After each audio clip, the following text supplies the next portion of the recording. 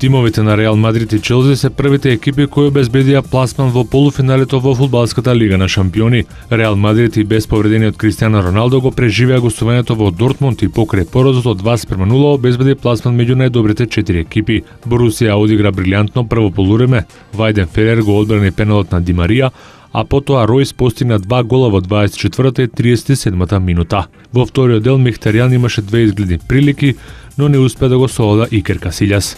Челси со голот на Дембаба во 87-та минута победи со 2:0 и со голот на гости обезбеди пласман во полуфиналето. Претходно, во првиот дел, водство на Челси од 1:0 му донесе Андре Ширле кој влезе во игра на местото на Азар. Челси неколку пати ја погодуваше и пречката, додека неколку изгледни шанси за гол пропушти Едисон Кавани за Пари Сен-Жермен. Денеска ќе бидат познати противниците на Реал Мадрид и Челси во полуфиналето. На програмата се реванш средбите Бајер Михен Манчестер Юнајтед и Атлетико Мадрид Барселона. Тони Крос откри дека одлучил да ја напушти Алијанц Арената и да му се приклучи на Манчестер Юнајтед ова лето.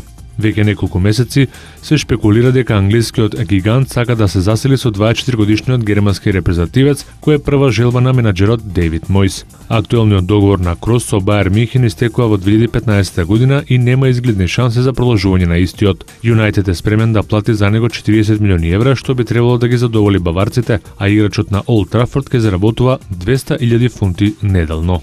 Останува да видиме дали овој голем трансфер ќе се реализира со оглед на тоа дека големи се шансите Тони Крос да го напушти Бајер Михен ова лето. Кристијано Роналдо од Реал Мадрид ја обнови повредата на коленото поради што го пропушти четвртфиналниот реванш меч во Лигата на шампионите против Борусија Дортмунд. Португалецот поради болки во коленото предвреме го заврши тренингот на Реал Мадрид, а поради повреденото колено не играше во саботата ниту против Реал Сосиедад. Тренерот Карло Анчелоти истакна дека нема да ризикува со Кристијано Роналдо доколку играчот не е 100% фит. Имаме време да решиме дали ќе игра, нема да брзаме со одлуката. Во секој случај, нема да ризикуваме повредата дополнително да се влоши, заврши Анчелоти.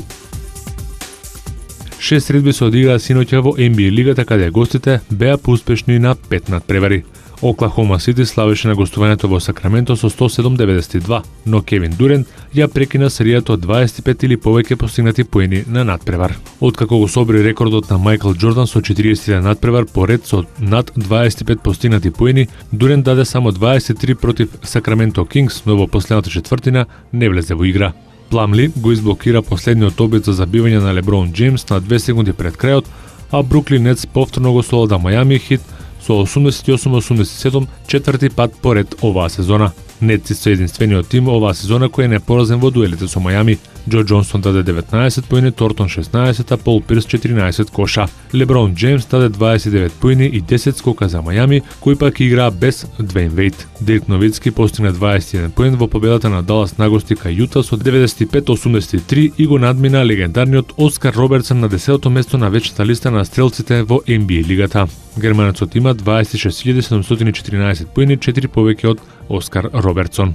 Атланта пак загуби на домашен терен од Детройт со 95-102 и повторно ја направи интересна борбата за последната 8 позиција на истокот која води во плейофот. Перо Антич повторно одигра одлична партија и му недостигаше само еден скок за да оствари дабл-дабл учинок. За 27 минути игра забележа 13 поени, 9 скока и по една украдена топка и блокада. Милса беше најефикасен со 24 поени и 12 скока кај Атланта. Стаки се истакна во редовите на Детройт со 29 коша. Хокси имаат уште една шанса да го зголемат водството пред главниот конкурент Нью Йорк Никс, бидејќи вечерва повторно се домакини и тоа на Бостон Селтикс, додека Нью Йорк Никс игра в петок против Торонто. За вечера предвидени се 12 средби во NBA лигата.